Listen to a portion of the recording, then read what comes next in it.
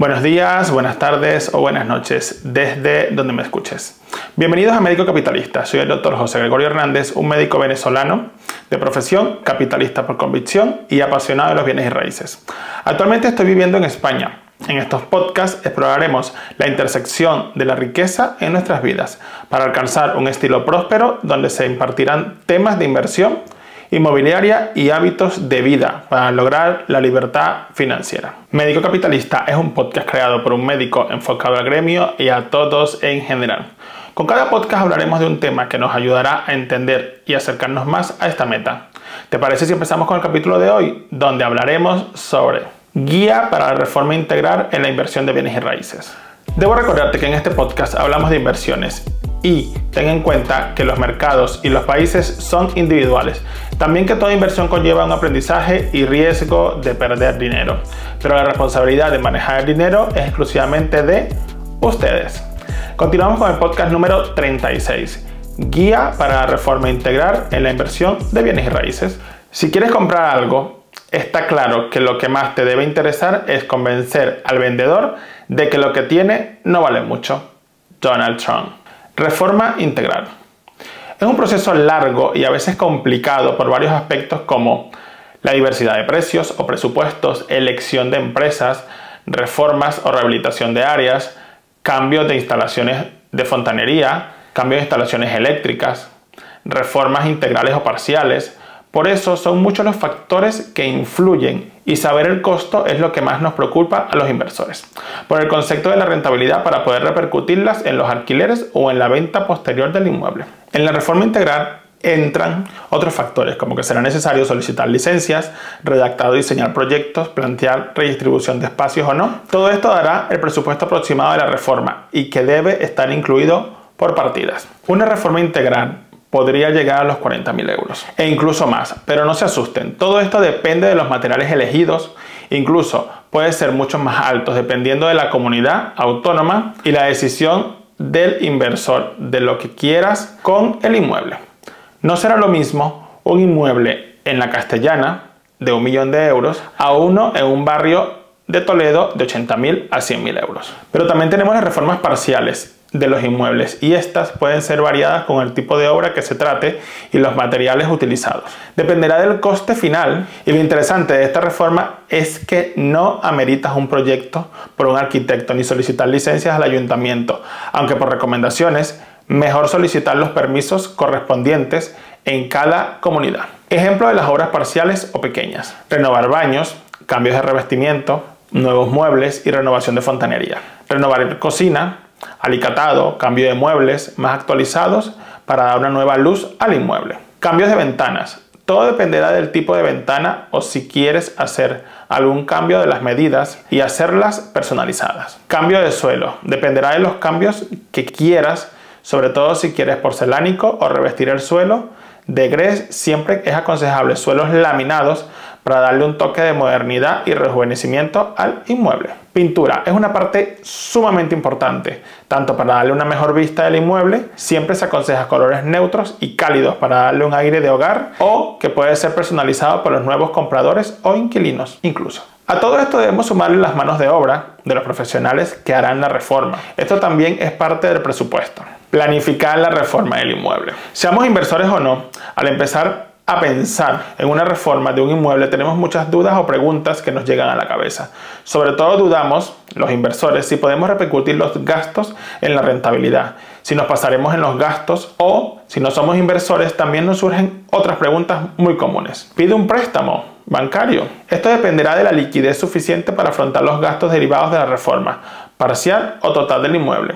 Pero si la cuantía es muy alta, uno de los procesos que hacen los inversores es financiarlo por la compañía reformista o incluso solicitar una ampliación de hipoteca, sabiendo que los intereses de esta modalidad serán mucho más bajos que el préstamo personal o de consumo. Incluso los plazos de amortización pueden ser más largos. Es relevante saber que el precio del inmueble se revalorizará al hacer la reforma, por lo que los intereses pagados por el préstamo o la hipoteca siempre podrán amortizarse, sea con la venta del inmueble o con un más alto alquiler en el tiempo. Puedo solicitar ayudas a la comunidad autónoma para reformar. La administración pública ofrece de manera periódica ayudas y o subvenciones para determinados trabajos de reforma en la vivienda, sobre todo relacionado con la mejoría de la eficiencia energética y la accesibilidad a las zonas. Las comunidades autónomas ofrecen los llamados planes Renove para la sustitución de las viejas ventanas, calderas y aislamiento de fachadas, movilidad, conservación, instalación de ascensores u otros dispositivos, todo esto por otras de mejores calidades para obtener mejores condiciones del inmueble. Sin embargo, pueden beneficiarse los propietarios de las viviendas individuales o de edificios. Es necesario cumplir una serie de requisitos relacionados con la antigüedad o el nivel de rentas, entre otros. Probablemente los inversores no seamos beneficiarios de estas subvenciones, siendo las cuantías variables dependiendo de la comunidad autónoma y de los ayuntamientos. Siempre solicitarán licencias de obra, presupuesto y el proyecto por un arquitecto. Entre otros documentos, antes de empezar la obra, cada persona debe informarse en el ayuntamiento de la ciudad cuáles son los requisitos que le solicitará y cuáles serían los permisos. ¿Se puede abaratar los costes de la reforma del inmueble? Lo primero que debemos hacer es planificar con detalle lo que queremos. Recordar que improvisar puede traer problemas a la larga, aumentar los costes y el tiempo de reforma, suponiendo gastos con los que no se contaba e innecesarios. Además, como haremos la reforma, aprovecharemos para cambiar la fontanería de baños y revestimiento de cableado eléctrico. De igual manera sucederá con la sustitución de las ventanas. Así ahorraremos para un futuro evitar nuevas reformas. Todo esto dependerá, por supuesto, de los años del inmueble. Es importante a la hora de elegir los materiales y acabados, se puede ahorrar mucho dinero. Debes tomar una decisión difícil entre tantas gamas y tantas empresas de venta de materiales y varían de diferentes precios. Por eso es imprescindible solicitar varios presupuestos y compararlos, siendo las variables más significativas los costos y, por supuesto, la mano de obra. ¿Cuánto es el coste o la diferencia de la reforma de una comunidad a otra? En los precios se pueden observar muy notables variaciones, teniendo en cuenta solo la mano de obra, sino también el material empleado para las licencias necesarias o proyectos para realizar reformas mayores. Es de suponer que a más grandes las ciudades y el inmueble, más altos serán los costes de la reforma. Ejemplo, piso de 80 metros cuadrados, Madrid, de 28.000 a 64.000 euros. Barcelona, de 25.000 a 62.000 euros. Sevilla, de 8.000 a 30.000 euros. Alicante, de 10.000 a 38.000 euros. Sabiendo que todo esto se refiere a múltiples factores como los acabados, el coste del inmueble y también el destino de la explotación de este inmueble. ¿Cuánto tiempo puede tardar una reforma? Los promedios son infinitos. Pueden variar de acuerdo con el tamaño de la vivienda, las partidas, la cantidad de reformistas, la necesidad de proyectos o incluso el tipo de materiales a usar. Pero de media puede tardar entre 3 a 4 meses. Pero si surge algún inconveniente puede extenderse a más de 6 meses. Por eso debemos estar preparados por lo que podría surgir. Lo que marca realmente la diferencia no es la cantidad de metros cuadrados, sino la actualización a realizar en este inmueble. Si un inmueble de 60 metros cuadrados, pero con los muebles a medida, tardará mucho más que uno de 100 metros cuadrados, sin muebles a medida. Si no reformas con acabados genéricos, los reformistas están acostumbrados a realizar el trabajo de distintos tipos. En el contexto de los inversores, siempre queremos mejorar los inmuebles con los acabados medios y duraderos, pero de la forma más rápida y económica posible. Mientras que las reformas por particulares querrán los mejores acabados, con muebles a medidas, pero de igual manera lo más rápido posible. En el contexto de reformas integrales, se afronta de primera mano los cambios de los baños, cambiando la bañera por plato de ducha y la cocina con muebles modernos, tanto altos como bajos. Es lo más notado por los posibles inquilinos o incluso los compradores. De igual manera, se busca tener ambientes polivalentes. De esta forma serán los espacios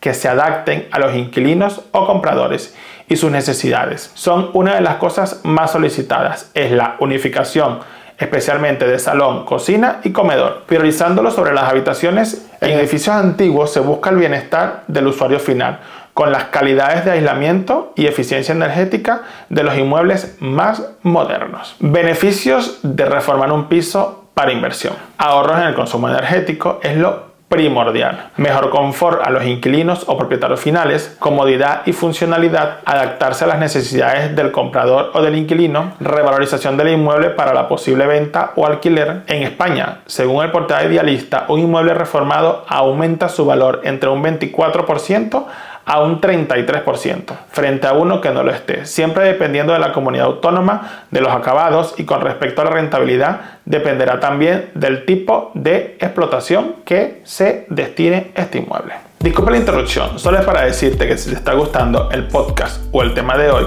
y quieres seguir aprendiendo, puedes dejarme una reseña o un comentario, suscribirte y compartir con tus amistades que les pueda interesar este tema. Así la plataforma donde lo escuches les avisará cada vez que publique un capítulo nuevo y podremos llegar a más personas, haciendo crecer esta comunidad. Continuamos. Como inversor que he realizado una reforma reciente, puedo decirte que hacer estos pasos son la parte más complicada de todo el proceso.